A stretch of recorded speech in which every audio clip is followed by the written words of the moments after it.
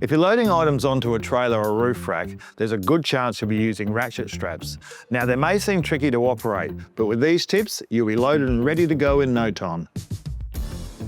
To make threading the strap easier, line up the slot on the spool like this until it's perpendicular to the handle.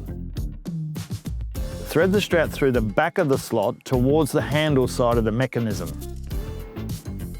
When both ends of the straps are secured, you can pull the strap through the spool until most of the slack's taken up.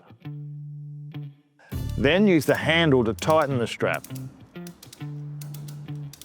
When it's tight enough, fully close the handle to prevent the strap coming loose. To loosen the straps, pull on the release tab on the handle and fully open it until the straps snap loose, making sure to keep your hands clear of the spinning spool. Now the strap's loose, you can unthread it from the spool. Ratchet straps are great for properly securing a load, and with some practice, you'll find them easy to use.